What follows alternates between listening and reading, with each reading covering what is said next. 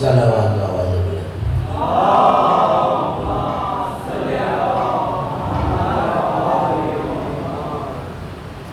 اعوذ باللہ من الشیطان الرجیم بسم اللہ الرحمن الرحیم الحمد للہ الواصل الحمد بالنعم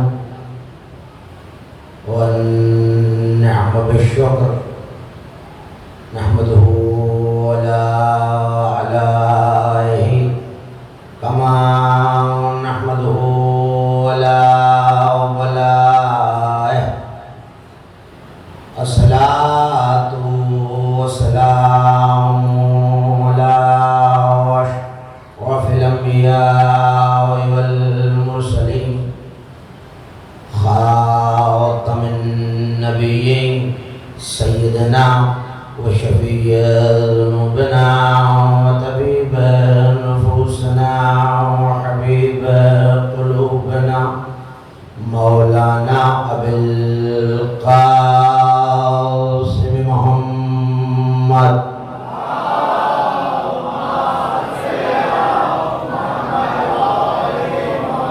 وأهل بيته الطيبين الطاهرين المعصومين المظلومين الميامين الذين تولوا عنهم الرجس وطهرهم تطهيرا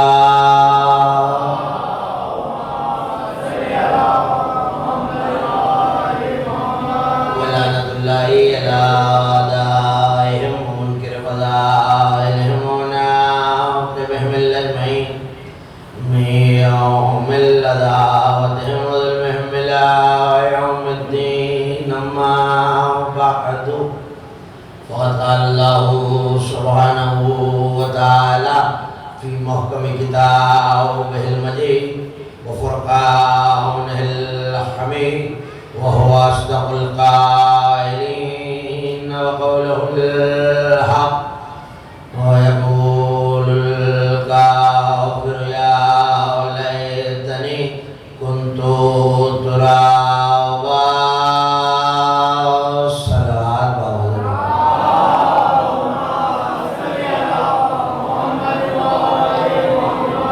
معصوم فرماتے ہیں بلند آواز سے درود پڑھنے سے دلوں سے کینہ اور نفاق دونوں دور ہو جاتے ہیں۔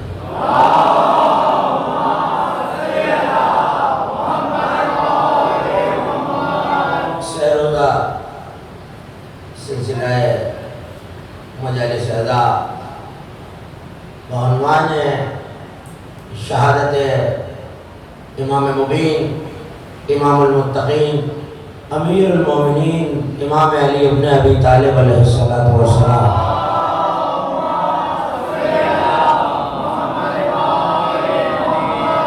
منعقد ہے۔ میں نے آپ کے سامنے کلام مجید سے اس سے روزہ گفتگو کے لیے مسلسل دو روز جو صاحبہ فی ہدایہ کو سرنامہ سخن میں تلاوت کرنے کا شرف حاصل کیا، یہ ترتیب تلاوت کے لحاظ سے کلام مجید کا 78واں سورہ سورہ مبارکہ نبا ہے، اور سورہ نبا کی بالکل آخری اور اختتامی آیت کو مسلسل دو روز سے آپ کے سامنے تلاوت کرنے کا شرف حاصل کر رہا۔ آغاز گفتگو میں پہلی تقریر میں یہ عرض کر چکا ہوں کہ 14 مرتبہ قرآن نے آخرت میں مجرمین کی 14 حسرتوں کو نقل کیا۔ 14 مرتبہ قرآن نے منکرین آل محمد کی 14 حسرتوں کو نظر کیا، اور وہ 14 مقامات قرآن میں رکھے ہوئے۔ یہ مجھے نہیں پتا کہ انکار کرنے والوں کی حسرتیں 14 ہی کیوں ہیں۔ بیدار ہو کے چلیے گا میرے ساتھ۔ انکار کرنے والوں کی حسرتیں 14 ہی ہیں، لیکن دو سوال آج ایسے ہیں جو کیے غیر میں ان کا جواب بھی دینا چاہتا ہوں، لیکن ظاہر ہے کہ مجھے باقی آیتوں کو بھی آپ تک پہنچانا ہے۔ حسرت، ندامت اور لیت کا فرق آپ سمجھو۔ میں یہاں حسرتوں پہ گفتگو کرنے نہیں آیا، ایسی حسرتیں کہ جن کا ہر جانا ممکن نہیں ہے، ان حسرتوں پہ گفتگو ہے۔ اور انہی میں کی ایک حسرت سورہ مبارکہ نبا میں رکھی ہوئی ہے کہ یا لیتنی کنت ترابا، کافر کہے گا اے کاش میں علی کا چاہنے والا ہوتا، اے کاش میں علی کا چاہنے والا ہوتا۔ تو پہلی تقریب میں نے عرض کیا تھا، اور ایک شعر کے ذہن میں گفتگو آپ نے سماعت فرمائی تھی کہ جس دن سے خاک نجف علی کا مسکن بنی ہے، جس دن سے خاک نجف علی کا مسکن بنی ہے، اس دن سے عرش یہ کہہ رہا ہے یا لیتنی کنت ترابا۔ اس کے بعد ایک حدیث آپ کے حوالے کی تھی، اور اس حدیث میں بڑا بنیادی سا سوال پیدا ہوتا ہے، اور حدیث یہ تھی کہ من بات ان قبر امیر المومنین، جو علی کی قبر کے کنارے مجاورت کرتا ہوا سو جائے، اس کی نیند 700 سال کی عبادت سے افضل ہے۔ میرے خیال اچھی نہیں لگ رہی یہ بات، میں کیا کروں کہ امام معصوم کہنا، جنہوں نے عبادتیں سکھائی ہیں وہی کہہ رہے ہیں، تو میں ان سے زیادہ عبادت تو نہیں جانتا۔ جو ہمیں عبادتیں بتلانے والے ہیں وہ کہہ رہے ہیں جو علی کی قبر کے سرانے سو جائے، اس کی نیند نہیں، مجھے آپ کی آواز نہیں آ رہی، جن حدیث آتی ہے وہ میرے ساتھ آ رہے ہیں 700 سال۔ سوال یہ ہے کہ 700 ہی سال کی، سوال یہ ہے کہ 700 ہی سال کیوں، 7 سال کیوں نہیں، 70 سال کیوں نہیں؟ تو میں ممبر سے اور ذمہ سے یہ جملہ آپ کے حوالے کر رہا ہوں، یہ 700 کے عدد کا تعلق تراب سے ہے۔ اب آپ بیدار ہو جائے تو گفتگو کا آغاز کرو، ایک صلوات بھیجیے آل محمد کی ذات پہ بلند آواز۔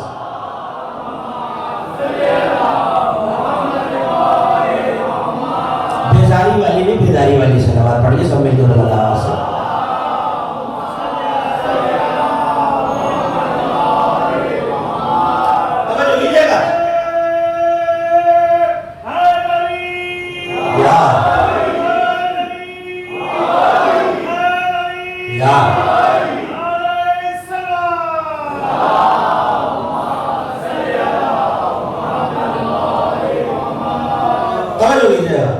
اس کا تعلق خالصتاً قرآن سے ہے۔ وجہ کیا ہے دیکھیے، میرے پاس اگر ایک بیج کی امانت ہے، بالکل حصی مثال آپ کے حوالے کرتا ہوں، انسان 4 عناصر اربع سے بنا ہے، میرے پاس اگر ایک بیج کی امانت ہے اور میں نے اسے پانی کے حوالے کیا تو 4 ہی تو عناصر ہیں نا، آگ، ہوا، مٹی، پانی۔ میں نے پانی کے حوالے کیا تو وہ بہا کے لے گیا، بیج ضائع ہو گیا۔ اس کا مطلب ہے کہ پانی میں یہ خاصیت نہیں ہے کہ وہ کوئی چیز لے اور اس کے بدلے نفع دے۔ عجیب جملہ آپ کے حوالے کرو، پانی میں یہ خاصیت نہیں ہے کہ وہ کوئی چیز لے اور اس کے بدلے نفع دے۔ ایک پیالے میں بہت سارے بیج رکھے، تیز ہوا چلی، بیج اڑا کے لے گئے۔ میں نے اگر بیج ہوا کے سپورٹ کیا ہے تو یہ ہوا کی خاصیت بھی نہیں ہے کہ وہ مجھے بیج کے بدلے درخت دے دے۔ تھوڑا تھوڑا سا بیدار ہے، مثال پہنچے تو جملہ پہنچے۔ اچھا، میں نے کہا کہ عناصر اربع میں نہ پانی کام آ رہا نہ ہوا کام آ رہی ہے، اس میں دل دیانت ہی نہیں ہے کہ میں نے اسے جو بیج دیا تھا اس کے بدلے کہ وہ مجھے نفع دے، اس نے بیج ہی ضائع کر دیا۔ پانی کو دیا تو بہا کے لے گیا، ہوا کو دیا تو اڑا کے لے گیا۔ میں نے کہا اچھا آگ کو بھی آزما لیتے ہیں، پتہ نہیں کہاں بیٹھے ہیں، آگ کو بھی آزما لیتے ہیں۔ میں نے بیج لے کے آگ میں ڈال دیا، نفع دینے کے بجائے جو میرا سرمایہ تھا وہ بھی جل گیا، جو میرا سرمایہ تھا وہ بھی جل گیا۔ تو اب تو میرے پاس سرمایہ ہی نہیں رہا تو نفع کہاں سے رہا؟ سرمایہ ہونے کے لیے، سرمایہ ہونے کی وجہ سے کوئی نفع ہوگا نا۔ سرمایہ کہیں رکھا جائے تو اس کے بدلے نفع آئے۔ پانی کو دیا تو بہا کے لے گیا، ہوا کو دیا تو اڑا کے لے گئی، آگ کو دیا تو سرمایہ ہی جلا دیا۔ مگر جب چوتھے عنصر کو دیا، مٹی میں دبایا، تو اب سرمایہ ضائع نہیں ہوا، بلکہ کچھ دیر بعد اس کا نفع مٹی سے پھوٹ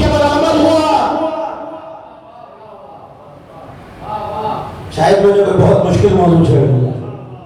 کچھ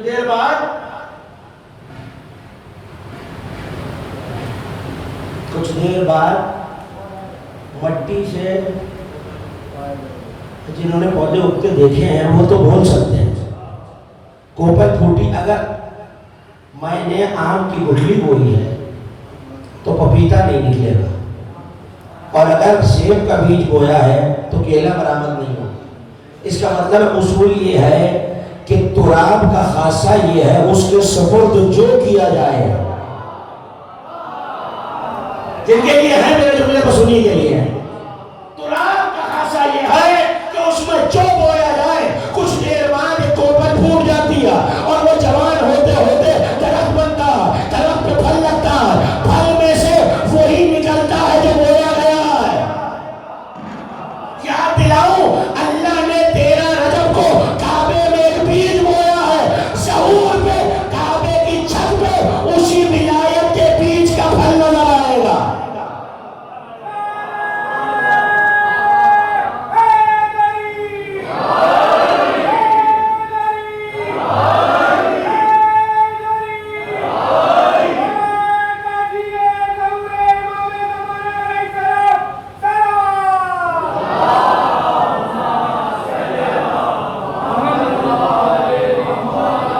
اس سے بلند اور بہتر جوش ملا کے ساتھ صلی اللہ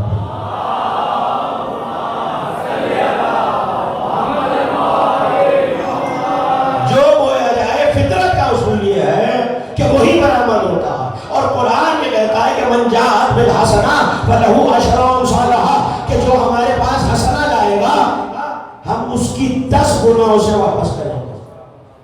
یہ مثال ہے خدا کے ہاں کہ اگر 1 لایا جائے تو بدلے میں 10 دیتا ہے, لیکن تراب کا عالم یہ ہے. توجہ, میں نے اگر بیج تراب کے حوالے کیا ہے تو وہ اگے گا, کوپل پھوٹے گی, درخت بنے گا, درخت پہ پھل آئے گا, پھل میں سے وہی بیج نکلے گا جو چھپایا گیا تھا. لیکن سورہ مبارکہ بقرہ میں پروردگار نے ایک عجیب اصول بیان کیا. ایک آیت آپ کے حوالے کرتا چلو اگر پریشان نہ ہوگا.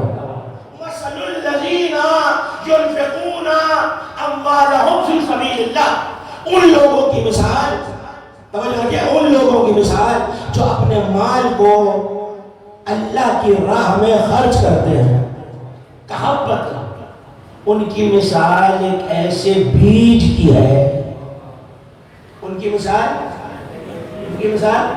ایک ایسے بیج کی ہے کہ جس میں سے 7 خوشے اگتے ہیں.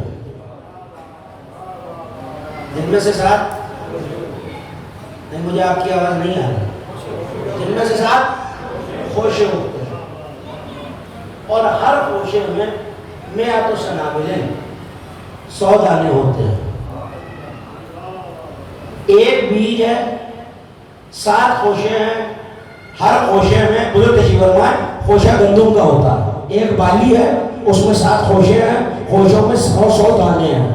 تو ایک خوشے میں اگر 100 دانے ہیں تو 7 میں کتنے ہو گئے؟ میں نے تو جملہ کہہ دیا اور میں بتائی سنا ہے, میری طرف دیکھے, ایک بیج میں 7 خوشے, 7 خوشوں میں 100 دانے, تو یہ ہو گئے 700 دانے. اس کا مطلب ہے تراب کا اثر ہی یہی ہے کہ وہ 700 گنا لوٹاتا. اب سمجھ میں آیا کہ علی کی قبر کے ساتھ سونے میں 700 سال کی عبادت یوں ہے, یہ اثر ہی تراب کا ہے.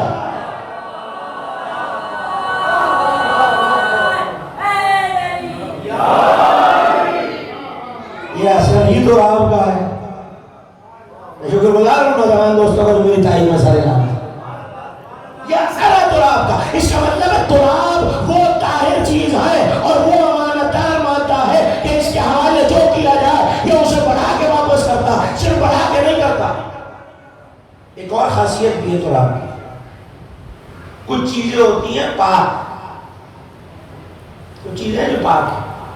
نجاست لگی, چھوٹا سا فقہی مسئلہ آپ کے حوالے کر رہا ہوں, نجاست لگی غیر طاہر ہو.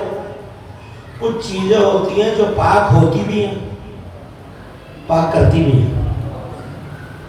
میرے جوتے کے تلوے جو بالکل نچلا حصہ ہوتا ہے جو زمین سے لگتا ہے, نجاست لگ گئی, تیرے جوتے کے تلوے پہ. اب سوال ہے کہ اسے کیسے پاک کیا جائے. میں یہاں سے گزر رہا, کوئی نجاست پڑی تھی, جوتے پہ لگ گئے. اب میں پانی تلاش کر رہا ہوں کیسے دھوؤں. یہی قاضی صاحب نے دیکھا, دیکھ کے کہنے لگے اس زمین پہ دھوپ پڑتی ہے اور مٹی پاک کرنے والی ہے, اس پہ چل لیجیے پاک ہو جائے گا. اس کا مطلب ہے تراب کی ایک یہ خاصیت بھی ہے, وہ پاک ہوتی بھی ہے, پاک کرتی بھی ہے. مجھے نہیں پتا کہ روزے سے تھکا ہوا کون ہے اور علی کے ذکر سے بیدار کون ہے, میں تو جملے آپ کے حوالے کر رہا ہوں. اما جب تراب کی خاصیت یہ ہے تو ابو تراب کی خاصیت کیا ہو؟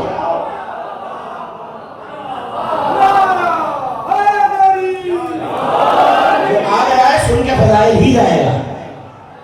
تراب کی خاصیت یہ ہے,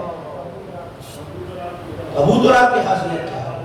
لیکن جو ابو تراب ہو, مجھے آنا ہے دو سوال ہوتا, ایک سوال کا جواب میں نے آپ کے حوالے کر دیا. ابو تراب کی خاصیت, جو ابو تراب ہو وہ تراب کا مالک ہے, میں عرض کر چکا. اور یہ حدیث علماء اہل حدیث, علماء تشیع نے لکھی ہے, اور وہ حدیث جو علماء اہل سنت نے لکھی تھی اس کو علماء تشیع نے رد کر دیا. اور حدیث یہ کہہ رہی ہے علی تراب کے مالک ہیں. تو اب تراب پہ جہاں جہاں جو کچھ ہے,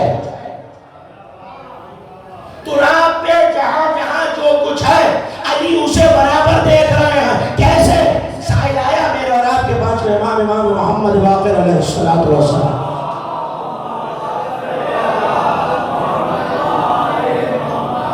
حضرت کے پاس آیا اور آگے کہنے لگا, مولا خراسان میں آپ کا ایک چاہنے والا گزر گیا. توجہ, خراسان میں آپ کا ایک چاہنے والا گزر گیا. ہم خبر تم سے پہلے سے جانتے ہیں, ہم یہ خبر تم سے پہلے سے جانتے ہیں, اور اس وقت اس کی قبر میں نکیرین آ چکے ہیں. امام مدینے میں, چاہنے والا خراسان میں, وہ کہہ رہا ہے آپ کا فلاں چاہنے والا گزر گیا. امام کہہ رہا ہے اس کی قبر میں نکیرین آ چکے ہیں. انہوں نے اللہ کی وحدانیت کا سوال کر لیا, مومن نے جواب دے دیا. انہوں نے اللہ کے نبی کی رسالت کا سوال کیا, مومن نے جواب دے دیا. انہوں نے دین کا سوال کیا, مومن نے جواب دے دیا. اس نے کتاب کا سوال کیا, اس نے قرآن کا جواب دے دیا. اب امامت کا سلسلہ جاری ہے. اس نے پوچھا کہ پہلا امام کون, تو اس نے میرے جد علی کا نام لیا.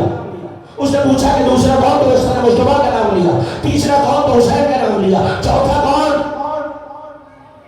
سائل نے حیران ہو کے پوچھا, مولا آپ تو ایسے بتا رہے جیسے آپ قبر میں موجود ہے. جملہ آپ کے حوالے کرو. پلٹ کے کہنے لگے, سن, وہ امام ہوتا ہی نہیں جس کے سامنے دنیا کی مثال ایسے نہ ہو جیسے ہتھیلی پہ سکہ رکھا ہوگا.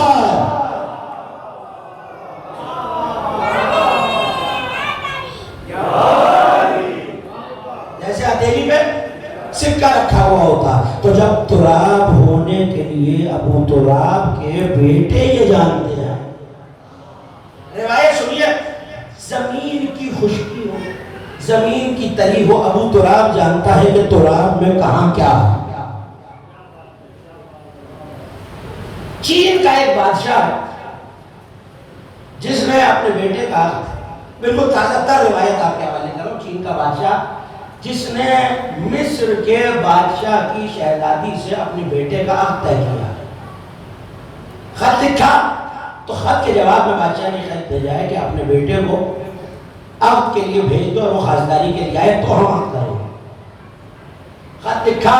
اب ظاہر ہے کہ چین سے مصر کا سفر بہت دور ہے, تو بحری بیڑے تیار کیے گئے. یہ پانی کے جو بڑے بڑے جہاز چلتے ہیں, یہ جہاز تیار کیے گئے, اور 1000 بڑے طاقتور اور خوبرو فوجی اور جوان چنے گئے جو شہزادے کے ساتھ گئے. ایک کشتی تیار کی گئی جس میں 1000 جوانوں کو سوار کر گیا. ایک کشتی وہ ہے جس میں ہیرے, جواہرات, غلہ, سونا, چاندی, دیباج, کپڑے, کپڑوں کے تھان, تزئین و آرائش کی چیز ہے, اور کچھ نگہبان ان کشتیوں میں مقرر ہوئے. ایک کشتی وہ تھی جس پہ صرف شہزادہ اور شہزادے کے کچھ محافظ سوار. تو جو ہے یہ قافلہ چین کے ساحل سے چلا ہے. جیسے ہی چلا تو ابھی سمندر میں بہت دور نہیں پہنچا تھا کہ طغیانی آنے لگی اور سمندری طوفان آیا اور اچانک ایک ایسی لہر آئی ہے جس نے ایک ہی لہر میں تینوں کشتیوں کو غرق کر دیا۔ اب 1000 سپاہی بھی ڈوب گئے، شہزادہ بھی ڈوب گئے، لالو جواہر بھی ڈوب گئے۔ بادشاہ کو کوئی خبر نہیں ملی، ظاہر ہے کہ کیونکہ ایک ہی لہر میں ڈوبا تھا تو نہ کسی نے ڈوبتے دیکھا، نہ کسی نے کوئی بچانے کی سزا سنی، نہ کسی نے جہاز کا ملبہ دیکھا۔ کشتیاں ڈوب گئی۔ جب کشتیاں ڈوب گئی تو بادشاہ کو خبر نہیں ملی۔ 4 سال بعد اسے یہ یقین آیا کہ میرا بیٹا نہ مصر پہنچا ہے نہ چین واپس آیا، نہ مصر پہنچا نہ چین واپس آیا، تو کہیں سمندر میں دریا میں ڈوب کے غرق ہو گیا۔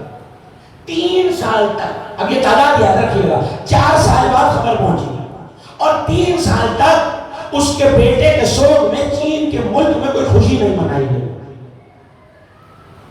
کتنے ہو گئے 4 اور 3؟ میں حساب میں تھوڑا سا کمزور ہوں، سمجھتا صاحب صاحبان فہم و دانش ہیں، پڑھے لکھے نوجوان میرے سامنے۔ 7 سال ہو گئے، 4 سال بعد خبر ملی ہے، 3 سال تک اس کی افسوس اور اس کا غم مناتا ہے۔ 7 برسوں بعد اس کے دربار میں ایک وزیر آیا ہے جو بڑا دانا، اور اس نے آگے کہا بادشاہ سلامت، آپ کا یہ جو مسئلہ اور یہ غم ہے یہ صرف ایک ہی طرح دور ہو سکتا ہے۔ توجہ ہے، آپ کا یہ مسئلہ اور یہ غم ایک ہی طرح دور ہو سکتا ہے۔ کہ وہ کیا طریقہ؟ کہ ملک عرب میں ایک شخص نے نبی ہونے کا دعویٰ کیا۔ ملک عرب میں ایک شخص نے نبی ہونے کا دعویٰ کیا، اس کا ایک مسیح ہے جو اپنے آپ کو مشکل کشا کہتا ہے۔ یہی تک آپ بلانا نا، اس کا ایک مسیح ہے جو اپنے آپ کو مشکل کشا کہتا ہے، وہ آپ کی مشکل کو حل کر سکتا ہے۔ کہنے لگا تمہارا دماغ خراب ہو گیا، 7 سال ہو گئے، 4 سال ڈوبے ہوئے، 3 سال مجھے روتے ہوئے، 7 سال پرانا لاشا بھی کوئی زندہ کرتا؟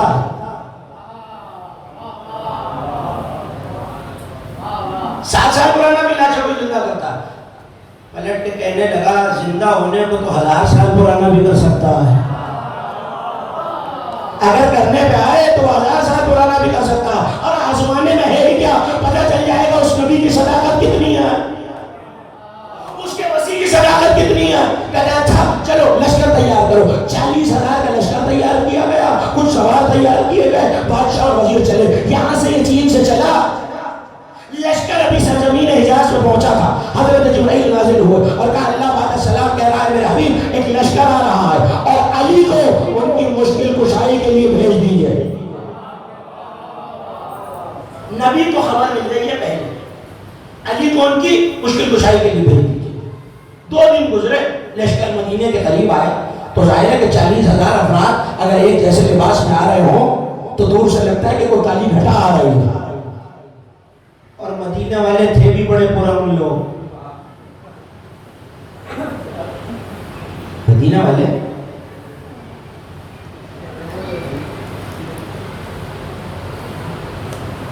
والے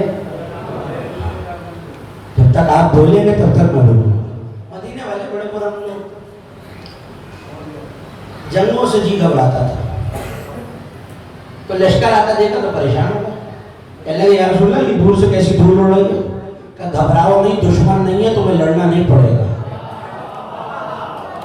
دشمن نہیں ہے، تمہیں جنگ کرنے کی زحمت نہیں ہوگی۔ جیسے ہی لشکر قریب آیا علی کو آگے کیا، ان کا وزیر قریب آیا، آگے کہنے لگا ہمارے بادشاہ کا بیٹا 3 بحری جہازوں میں چلا تھا، تینوں جہاز ڈوب گئے ہیں، 1000 جوان اس کے ساتھ تھے، ہم اس مردے کو زندہ کرنا چاہتے ہیں۔ نبی نے یہاں ایک عجیب جملہ کہا، یعنی جاؤ، مردے زندہ کرنا امامت کا ہی کام ہوتا ہے۔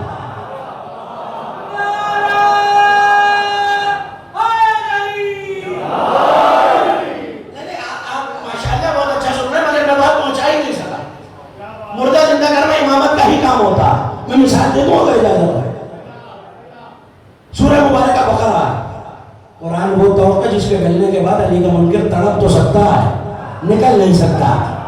توجہ کیجئے گا، سورہ بقرہ ہے، حضرت عزیر گزر رہے ہیں، قرآن کے پڑھنے والے ہیں میرے سامنے، دیکھا ایک بستی ہے جو اپنی چھتوں پہ الٹی ہوئی ہے، سر اٹھایا، کمالنے والے تو کیسے زندہ کرے گا انہیں؟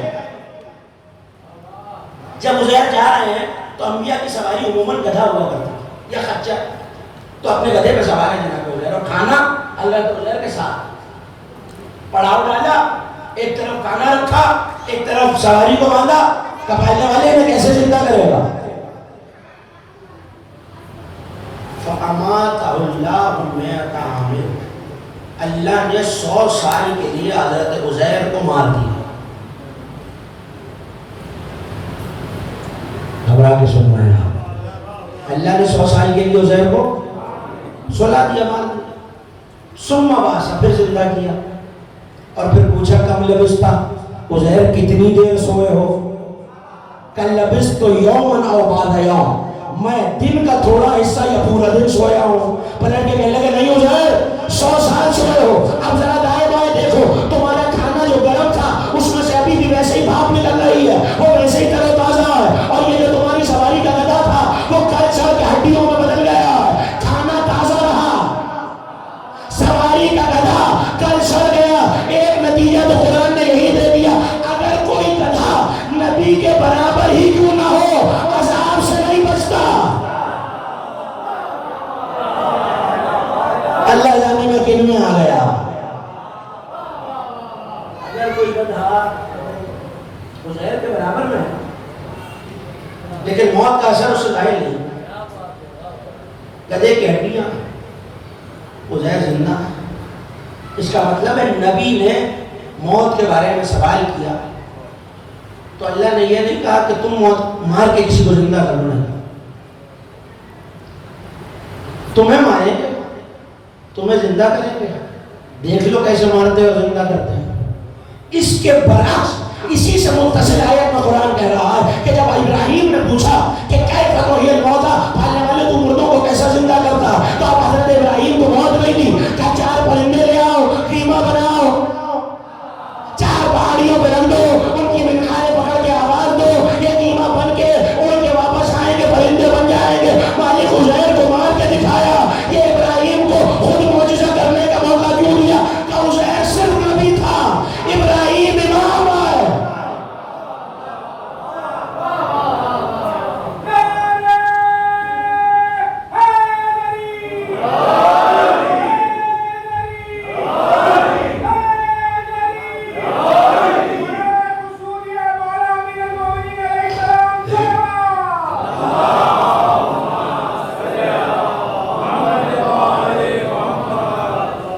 بہت تیزی سے منزل کی طرف بڑھا، عزیر صرف نبی تھے، انی جاعلک للناس اماما، ابراہیم امام بھی ہیں، تو یہ بات تو قرآن نے بتا دی نا کہ مردے امام ہی جلاتا ہے، تو نبی بھی امام کو ہی بھیج رہا ہے کہ جاؤ ملک چین جاؤ اور چین کے ساحل میں اس کے بیٹے کو زندہ کرو۔ علی چلے،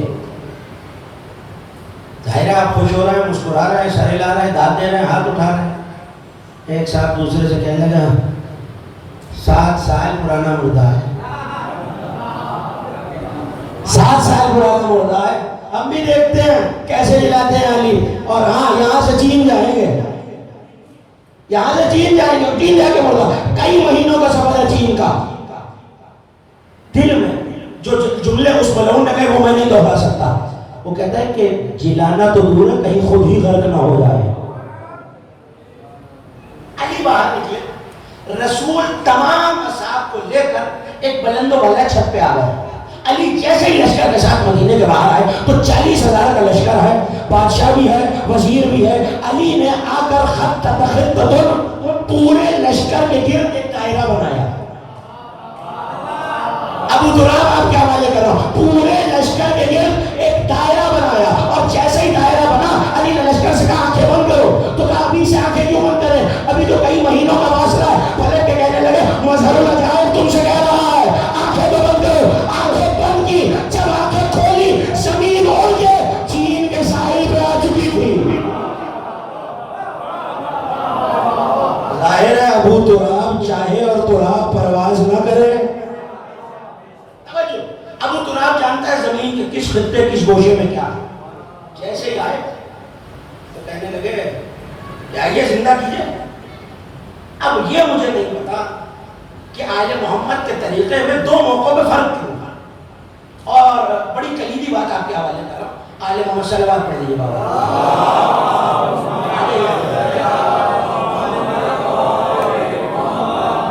اس سے بلند اور بہتر صلوات پڑھ لیجیے.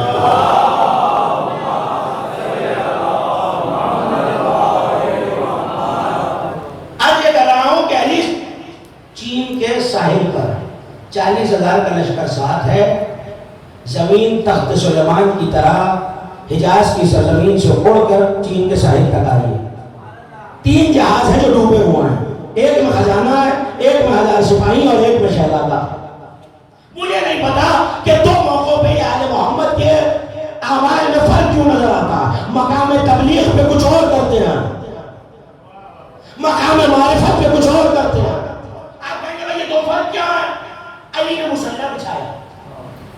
توجہ, علی نے مصلی بچھایا, اپنی رضا کو سر میں رکھا. کہیں یہ معجزہ دکھانے کے لیے مصلی بچھاتے ہیں اور خدا سے عزت طلب کرتے ہیں. مگر میں کیا کروں کہ اگر صاحب ثاقب المناقب علامہ ابن حمزہ طوسی یہ لکھے کہ ایک شخص آیا چھٹے امام کے پاس اور آ کے کہنے لگا مولا میرا بھائی وصیت کیے بغیر مر گیا اور اس نے خزانہ چھپا رکھا ہے, اور چونکہ اس نے وصیت نہیں کی تو میں اس خزانے سے محروم رہ جاؤں گا. مسکرا کے کہنے لگا چل پھر تیرے بھائی کو زندہ کرتے ہیں. خدا جانے اتنی آسانی سے سن کے گزر گئے آپ یہ جملہ, چل تیرے بھائی کو زندہ کرتے ہیں. آئے, جنازہ رکھا ہوا.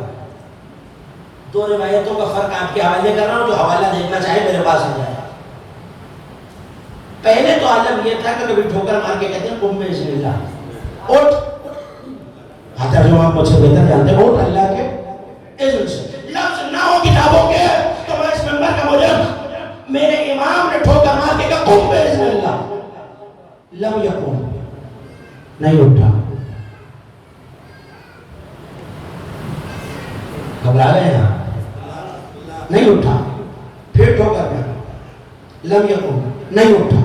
2 مرتبہ جب جعفر صادق کے کہہ چکے کہ قم بسم اللہ, اٹھ اللہ کے اذن سے, تیسری مرتبہ علی کے لال کو چلا لایا اور ٹھوکر مار کے کہنے لگے قم بسم جعفر ابن محمد, میں کہہ رہا ہوں اٹھ میرے اذن سے.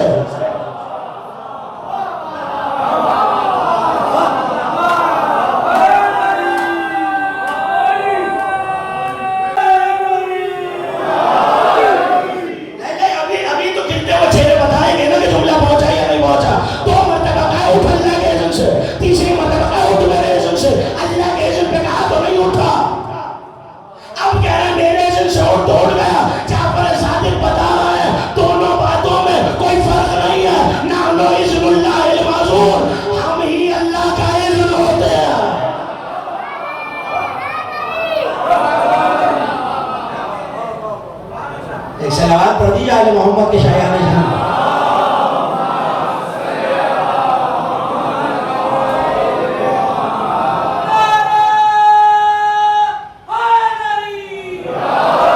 حالانکہ عجیب جملہ آ گیا, جملے کی قدر کیجیے گا. حالانکہ انہیں معجزہ دکھانے کے لیے مصلی بچھانے کی ضرورت نہیں ہے, تسبیح پڑھنے کی ضرورت نہیں ہے, مگر چونکہ یہ مقام تبلیغ ہے. ارے یہ چاہے تو دیوار پہ بنی ہوئی تصویر کو بس اشارہ کرے, اللہ جانے میرا مجمع کہاں ہے, اے شیر پکڑ لے اللہ کے دشمن. اور یاد دلاؤں, یہ چاہے تو جلال کے عالم میں کسی کو گھور کے دیکھے اور بس اتنا کہہ دے تجھے مردوں کے مجمع میں آتے شرم نہیں آئی. مقام تبلیغ اور مقام جلال اور ابو تراب کو لے کے آئے چین کے ساحل. ایسے میں علی نے مصلی بچھایا, دعا. راوی کہتا ہے مجھے سمجھ میں نہیں آیا, علی نے زیر اللہ اٹھا. اچانک پورے سمندر کی مچھلیاں سطح سمندر پہ آ گئی. پورے سمندر کی مچھلیاں سطح سمندر پہ آ گئی اور اپنے اپنے چہرے باہر نکالے, اپنی اپنی شکلیں باہر نکالے اور علی کو سلام کیا.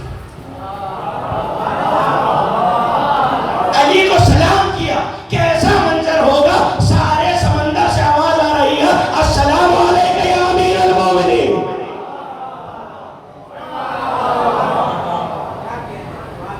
سلام. پلٹ کے کہنے لگے تم میں سے کس نے اس بادشاہ کے بیٹے کو کھایا؟ علی پوچھ رہا ہے مچھلی سے تم میں سے کس نے بادشاہ کے بیٹے کو کھایا؟ علی ہم تو نہیں جانتے. جو ان میں سب سے بڑی اور دل و حیدر مچھلی تھی اس نے آواز دی کہ میں نے 7 برس پہلے اس کے جسم کے بعض اعضاء کو کھایا لیکن پورے بیٹے کو میں نہیں دیتا. اب اللہ جانے اتنے گہرے سمندر میں 7 برسوں کے بعد اس کے جسم کے ٹکڑے کہاں کہاں بکھرے ہوئے. علی پوچھ رہے ہیں اے مچھلیوں تم نے اس کے بیٹے کو کھایا؟ تو وہ کہہ رہے ہیں نہیں.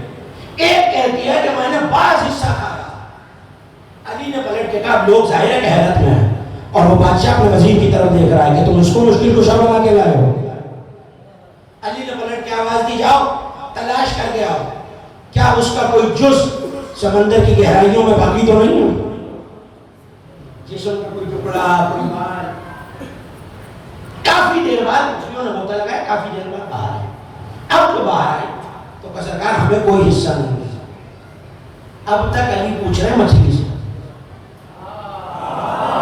مجھے نہیں پتا کیا سن رہے ہیں. اب تک علی پوچھ رہے ہیں مچھلیوں سے کہ کیا تمہیں کوئی جز ملا؟ چاہے ٹوٹ گیا. کچھ دیر بعد جب ساری مچھلیوں نے آ کے کہا ہمیں کوئی جز نہیں ملا علی مسکرا کے کہنے لگے فلاں چٹان کے نیچے دیکھو اس کی انگلی کا ایک جز رکھا ہوا.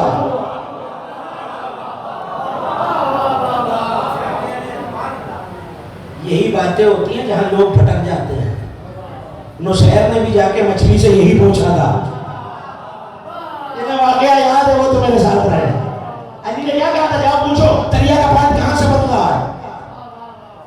آواز دی اس نام کی ایک مچھلی آئی پھر ولیت پوچھ کے آیا پھر دوسری آئی تیسری آئی چوتھی آئی. اور جب چوتھی آئی تو اس نے آ کے کہا کہ میرا نام یہ میری ماں نے رکھا تھا. جو یہ جانتا ہے کہ اتنے بڑے دریا میں اس نام کی ایک مچھلی ہے کیا وہ یہ نہیں جانتا کہ دریا کا پانی کہاں سے کام ہے؟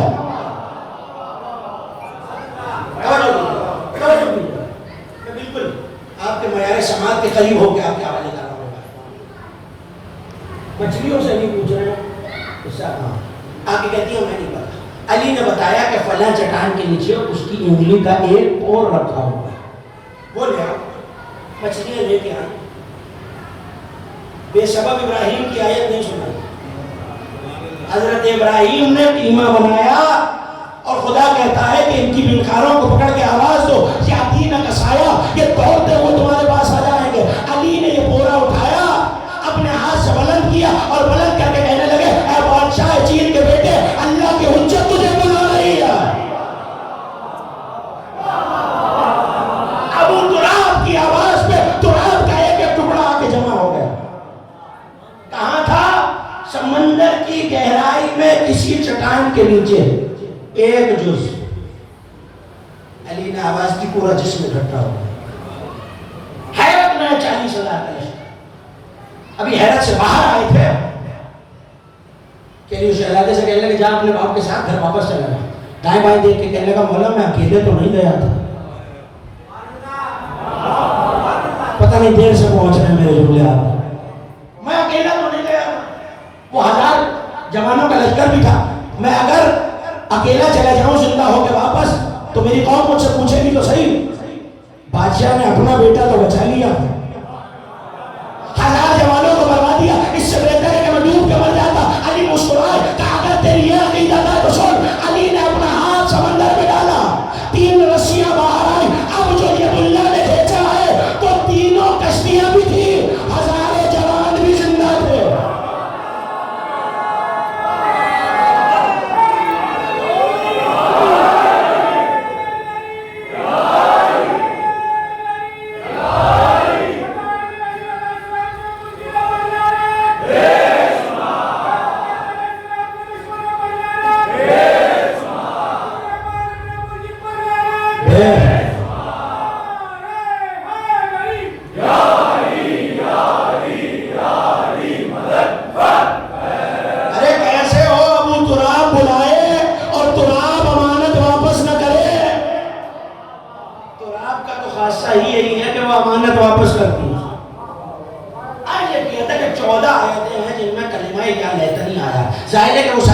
ایک مختصر ایام میں اور اس مختصر گفتگو میں آپ کے حوالے نہیں کی جا سکتی. ایک یہ کہ کافر کہے گا اے کاش میں مٹی ہوگا.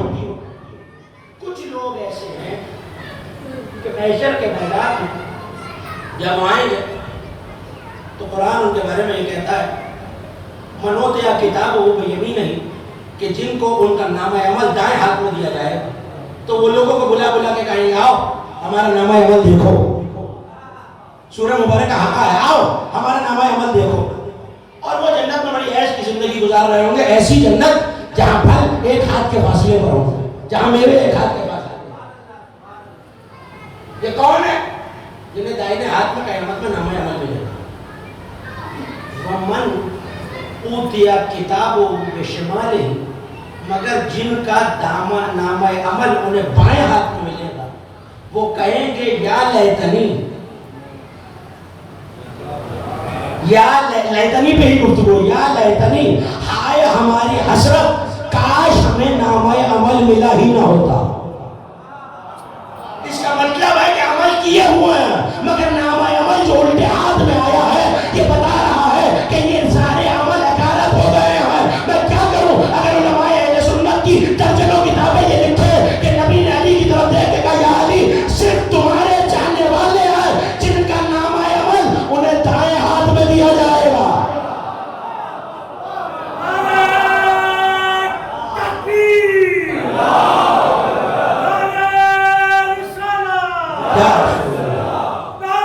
سمجھ کے مولا کا نام ہے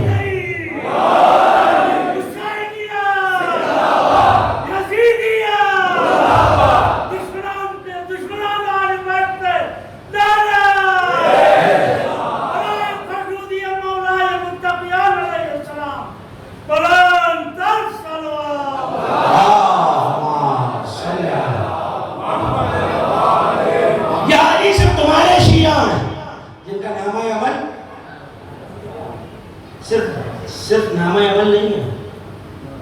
دیکھیے اگر میں کچھ کاغذ دیکھ رہا ہوں اور کاغذ بہت ہے تو اصول یہ ہے کہ میں ایک ایک تفصیل نہیں دے دوں گا.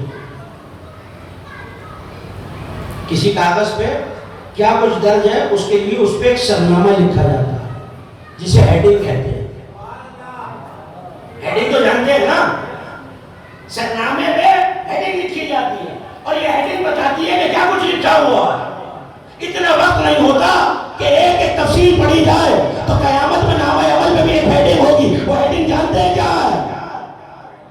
حب علی علامت الصحیفۃ المومن, یا علی تمہاری محبت مومن کے نامہ عمل کی علامت ہے, ہیڈنگ ہے. جہاں یہ نہیں ہوگی فرشتے وہ نامہ عمل ہی نہیں پڑھیں گے.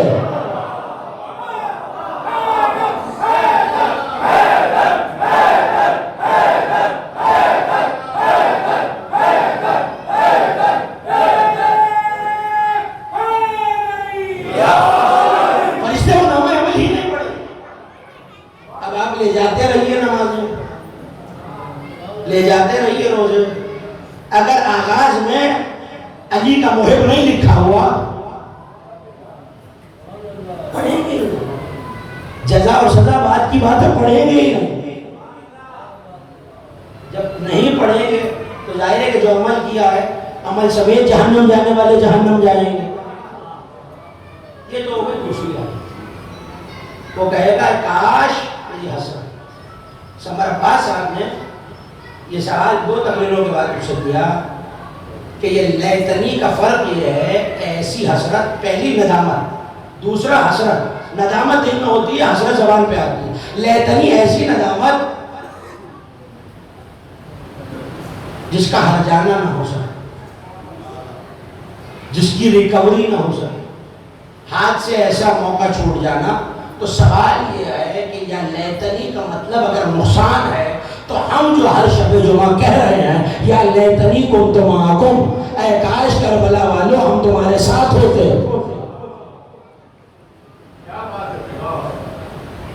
اے کاش کربلا والو ہم تمہارے ساتھ ہوتے. امام بارگاہ دربار حسینی میں خمسہ صبر میں بہت تفصیل سے عرض کر چکا ہوں آیات قرآنی اور اصحاب حسینی کے عنوان سے کہ یہ اے کاش کا مطلب ہمیں ان جیسا بنانا نہیں ہے. جب دیکھو تو یاد آئے ہیں کون؟ جن کے ساتھ میں تمنا کر رہا ہوں ہے کون؟ اور حبیب، جان، عابس، بریر. میں باقیوں میں تو گفتگو کرنے کا وقت ہی نہیں ہے. کون ہو جو ایک لمحے پہلے لشکر یزید میں تھا، لشکر یزید کے ساتھ، لیکن فرق میں بہت مرتبہ اسی ممبر سے آپ کو سنا چکا ہوں. لشکر یزید کے ساتھ ہونا اور بات، لشکر یزید میں ہونا اور بات. نہیں لفظوں میں غور نہیں فرمایا میرے سننے والوں نے. ساتھ ہونا اور بات ہے، میں سے ہونا اور بات ہے. دلیل اتنی سی ہے، جو مقام سیدہ کی تعظیم سمجھتا ہو وہ اور کچھ ہوتا ہے، یزیدی نہیں ہوتا.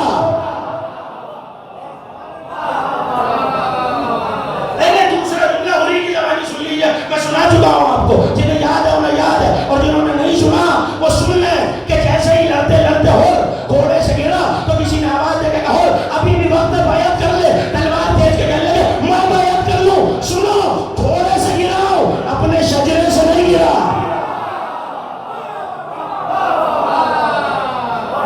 تو سوال یہ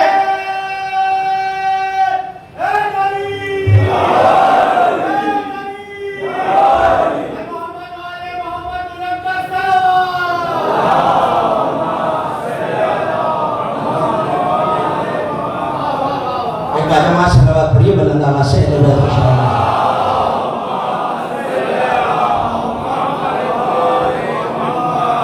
گفتگو اپنے آخری مراحل میں داخل ہو گئی ہے. یہ جو لفظ یا لیتنی کنتم معکم ہے نا، یہ بھی قرآن میں موجود ہے. سورہ مبارکہ نساء. آ رہا ہوں واپس جہاں آپ کو روکا. کچھ لوگ ایسے ہیں کہ وہ ہوتے تو تمہارے ساتھ، مگر جب تم پہ کوئی مصیبت آتی ہے تو وہ کہتے ہیں ان اللہ انعمنا، پالنے والے نے ہم پہ احسان کیا ہے کہ ہم اس مصیبت میں ان کے ساتھ نہیں تھے. وَلَوْ يَأْتِيَكُمُ الْفَضْلُ، اور جب تم میں کوئی نعمت آتی ہے تو وہ ایسے ہو جاتے ہیں جیسے تم سے کوئی تعلق ہی نہیں ہے، اور پھر کہتے ہیں یا لیتنا کنتم معہم، ہے کاش ہم تمہارے ساتھ ہوتے. تو یہ حسرت تو قرآن میں. مگر ہم جو کربلا والوں کے لیے کہہ رہے ہیں یا لیتنی کنتم معکم، تو یہ یاد رکھنا ضروری ہے کہ حسین یہ کہہ گئے ہیں شب عاشور کہ جیسے مجھے ملے ویسے نہ نانا کو، نہ بابا کو، نہ بھیا کو. اس کا مطلب ہے کہ مصطفیٰ کا سلمان حسین کے حر کے برابر نہیں ہے. نانا جو بے دلیل ہو ذکر آل محمد ہی نہیں ہوتا. مصطفیٰ کا سلمان حسین کے چند لمحوں کے حر کے برابر نہیں ہے. آپ کہیں گے دلیل کیا ہے؟ ارے سلمان داڑھی سے جارب کشی کر رہا ہے، حر کے ماتھے پہ رومال فاطمہ بنا ہوا ہے. جیسے مجھے ملے. اس کا مطلب ہے نہ سلمان، نہ ابو ذر، نہ مالک، نہ مقداد، محسن کا تذکرہ کل آپ سن چکے ہیں، نہ میثم. جیسے ہی ہے. کیوں؟ یہ عالم انوار میں بھی میرے ساتھ ایسے ہی. تو اب سوال یہ ہے کہ ہم ان جیسے ہو ہی نہیں سکتے، کیونکہ محضر کی تعداد نہیں بڑھ سکتی جب ہو ہی نہیں سکتے. تو یہ سوال کیا ہے یا لیتے آیا یہ اس لیے ہے کہ ہماری ایسی حسرت جو کبھی پوری نہیں ہو سکتی، یا ہمارا ایسا نقصان تو ہے کیونکہ ہم موجود نہیں تھے، اور یا لیتنی کا کلمہ بتا رہا ہے. لیکن اب سوال یہ ہے کہ کیا ہم ان سے مل سکتے ہیں؟ تو یہ کلمہ ہمیں ان جیسا بنانے کے لیے نہیں، اپنی حیثیت یاد دلانے کے لیے آیا کہ جب تم سوچو کہ یا لیتنی پڑھ رہے ہو تو ذہن میں حبیب آئے، جون آئے، خدا آئے. تم سوچو جب تم سپاہیوں جیسے نہیں ہو سکتے تو پھر تم عباس جیسے بھی نہیں ہو سکتے. مجھے پتا ہے میری آواز کہاں تک جا رہی ہے.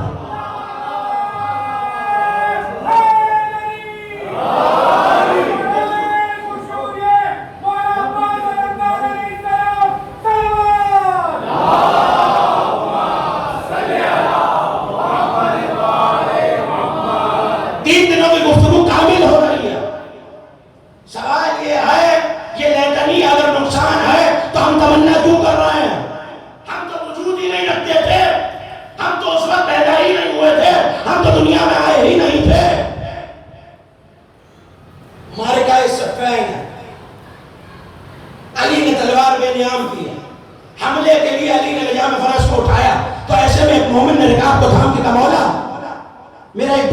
بیمار ہے اور وہ چاہتا تھا آج ہمارے ساتھ صفین میں جنگ لڑے. توجہ ہے کہ مومن کی نتیجہ آپ کے حوالے کر رہا ہوں. وہ چاہتا تھا ہمارے ساتھ لڑے, بیمار ہو گیا, آ نہیں سکا. علی کا سوال سنیے اور یہی کلی حال. پلٹ کے کہنے لگے یہ بتا کیا اس کے دل میں میری ولایت ہے؟ ایک مومن بیدار ہو گیا, اس کے دل میں میری ولایت ہے کہ مولا رگوں میں پھر رہی ہے, کیا میرے دشمنوں پہ لعنت کرتا ہے, کیا مولا نفرت کرتا. پلٹ کے کہنے لگے جملہ آپ کے حوالے, پلٹ کے کہنے لگے اس سے کہہ دینا وہ آج صفین میں ہمارے ساتھ تھا.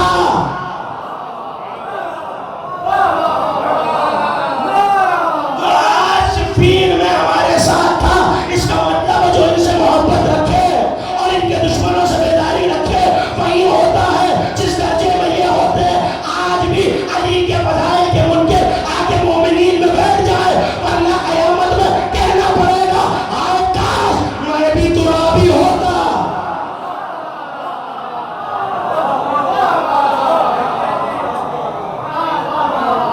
علی کے منکر کو تمنا کرنا پڑے گی کاش میں بھی ترابی ہوتا. جو جن کے ساتھ ہو جائے وہ انہی کے مقام اور درجے میں پہنچ جاتا ہے. اگر کوئی کسی اچھے امام کے ساتھ ہے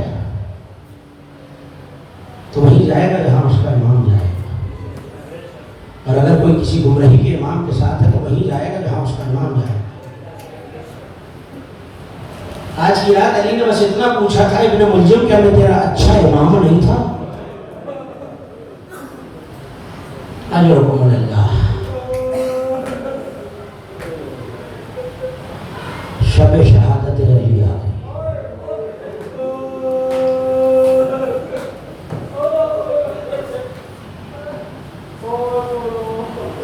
مسجد میں نمازی مارا گیا.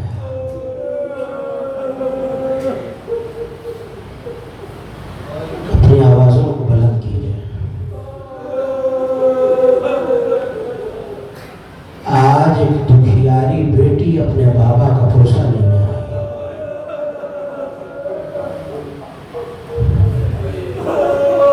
اجرکم اللہ.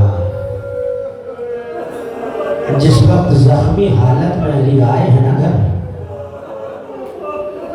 تو یہ کہہ کہ حسن کو روک دیا تھا, حسن میرے لال میری بیٹی نے مجھے اپنے قدموں پہ چل کے جاتے دیکھا, میرے اصحاب کو واپس بھیج دو. اللہ جانے زینب کتنی بلند آواز سے گریا کرے گی.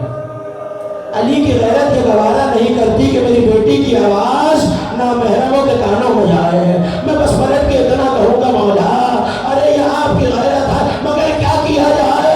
ارے کل زینب ہوگی شرابی کا دربار.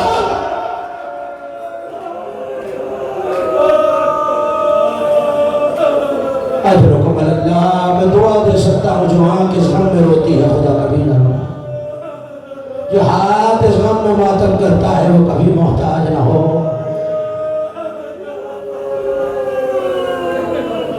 جب 17 رمضان آئی تھی نا عزاداروں, اور علی نے ممبر سے یہ پوچھا تھا کہ یہ کون سی تاریخ ہے, تو ایک مرتبہ ممبر چھوڑ دیا اور یہ کہا کوفے والوں اگر محسوس نہ کرو تو اپنے اپنے گھر کی مستورات کو علی کے گھر بھیج دینا.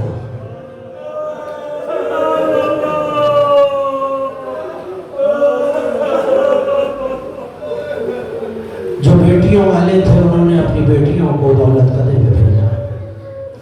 کوئی اپنی زوجہ کو لے کے آیا, بیٹے اپنی ماں کو لے کے آئے. علی کے گھر کے شہر میں کوفے کی بیویاں جمع ہیں. ایک مرتبہ آواز دی فضا گھر میں جتنے چراغ ہیں جلا دیے جائیں. فضا گھبرا گئی, مولا آج سے پہلے ہم نے 2 چراغ بھی ایک ساتھ جلائے تو آپ پلٹ کے کہتے تھے اسراف ہو رہا ہے. مولا یہ ساری روشنی کا کیا کریں گے؟ کہ فضا ہم حکم دیتے ہیں چراغ جلائے جائیں. ہزاروں چراغ جلنے لگے. ساری بیویاں علی کے گھر کے صحن میں جمع ہیں. ایک مرتبہ جب ساری بیویاں آ گئی, چراغ جلا دیے گئے, اتنی روشنی تھی کہ زمین پہ چلتے ہوئے حشرات نظر آتے تھے. ایسے میں علی نے آواز دی زینب ذرا ان چراغوں کے وسط میں بیٹھ جانا. جو پرسہ دینے کے لیے آیا ہے وہ رونے میں بخل نہ کرے. اللہ جانے زندگی کس سے وفا کرے ہوئے کہ اس سے وفا نہ کرے. یہ شیعوں کی یتیمی کی رات ہے, یہ حسن و حسین کی یتیمی کی رات ہے. اور جملہ کہہ دوں, عباس یتیم ہونے والے ہیں.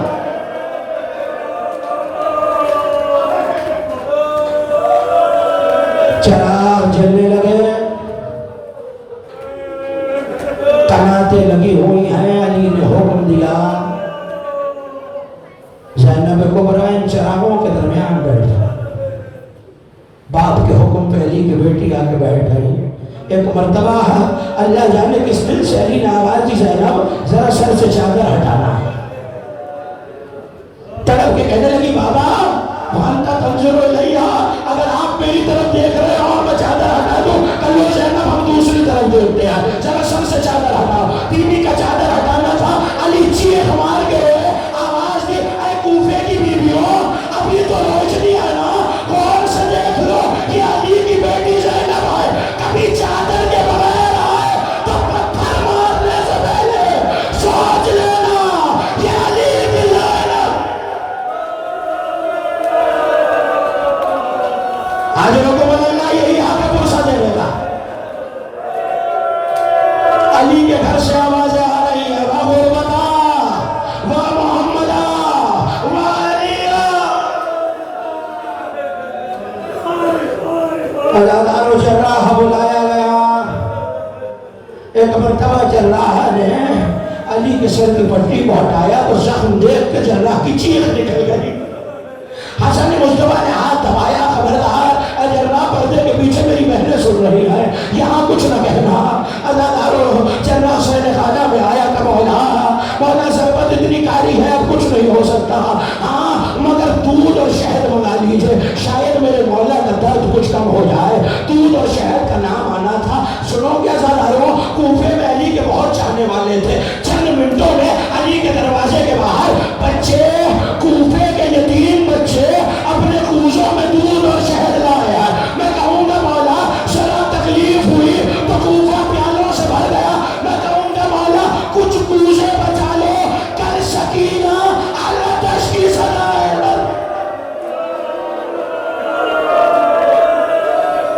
خدا آپ کی آوازوں میں رحمت نازل کرے. سیدہ آپ کا پرسہ قبول فرمائیں. آپ کے چھٹے امام سجدے میں سر رکھ کے کہا کرتے تھے, پالنے والے ان چیخوں پہ رحمت نازل فرما جو ہمارے مصائب میں بلند ہوتی. اصحاب آتے رہے جاتے رہے. ساسا بن سوحان آئے, علی سے سوال کیے چلے گئے. اسبق بن نباتہ آئے, علی سے سوال کیے چلے گئے. مگر جب آج کی رات آئی تو علی نے کہا, حسن بیٹا میرے سانے والوں سے کہہ دو اب کوئی نہ آئے. علی رات کا آخری پہر اپنی آل اور اولاد کے درمیان گزارنا چاہتا ہے. ایسے میں اصحاب چلے گئے. علی نے حسن مصطفیٰ کو بلایا کہ حسن میرے لال اپنا ہاتھ آگے بڑھاؤ. حسن کے ہاتھ کو ایک ہاتھ سے تھاما کہ زینب اپنے ہاتھ کو دو. بیوی کا ہاتھ مولا حسن کے ہاتھ میں رکھا. ام کلثوم کا ہاتھ حسن کے ہاتھ میں رکھا. ایک ایک بیٹی کا ہاتھ حسن کے ہاتھ میں رکھا. ایک ایک بیٹے کا ہاتھ حسن کے ہاتھ میں رکھا. جب سب کا ہاتھ رکھ چکے تو دور سے کسی بیوی کے رونے کی آواز آئی. علی نے طرف کے پوچھا, حسن کون روتا ہے؟ ابھی ہم زندہ ہیں. آواز دی, بابا اما ام البنین.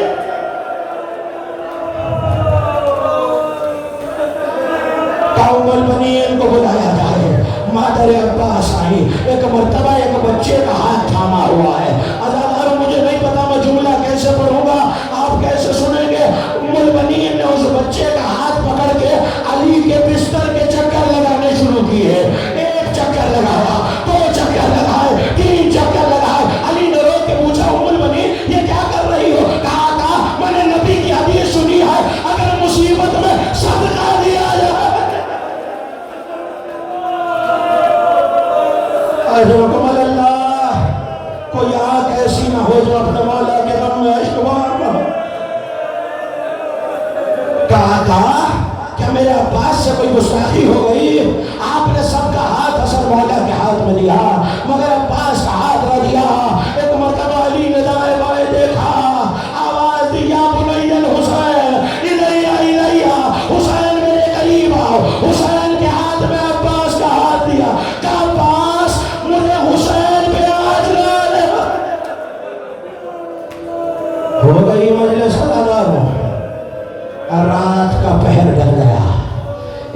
इस रमजान की सुबह करीब होने लगी। कूफे में अली के दरवाजे पर कूफे के यतीमों का हुजूम है। अदालत सुनेंगे अली ने कितने यतीमों को पाला है। जब हसन मुस्तफा जनाजा दफना के आए तो किसी खराबे से किसी माजूर के रोने की आवाज आ रही है। हसन मुस्तफा पहुंचे, देखा एक शख्स है जो हाथ पांव से माजूर है, आंखें नाबीना है, रोता जाता है। मेरे मौला वही बैठ गए। कहा भाई रोता क्यों है? कहा मेरा एक दोस्त था जो 3 दिन से नहीं आया, वो मुझे अपने हाथों से खाना खिलाता था, अपने हाथों से पानी पिलाता था। हसन तड़प गए। क्या उसका कोई नाम है? का नाम तो मैं नहीं जानता, हुलिया तो मैं नहीं जानता, मगर इतना जानता हूँ उसके पास से वही खुशबू आती थी जो अभी तुमसे।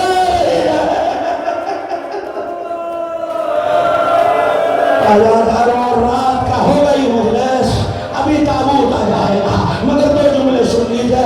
रात का बिल्कुल आखिरी पहर आ गया।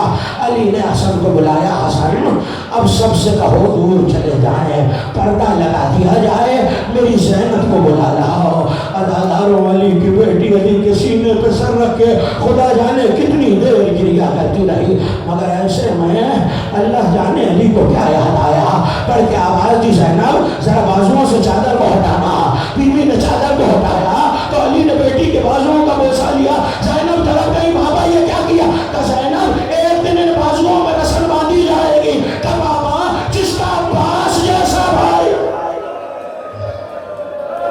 हो गई मजलिस अदादारों। आखिरी जुमला, अली की आंखों का बंद होना था। कूफे की जमीन लरसने लगी, ताबूत तैयार किया गया। हसन ने हुस्न कफन दिया। हाँ, इमाम को हुस्न कफन सिर्फ इमाम देता है। ताबूत तैयार किया गया। हुक्म था अली का, आगे से हसन हुसैन ताबूत को उठाए, पीछे से जिब्राइल मीकाईल उठाए। ये कह के ताबूत अभी घर से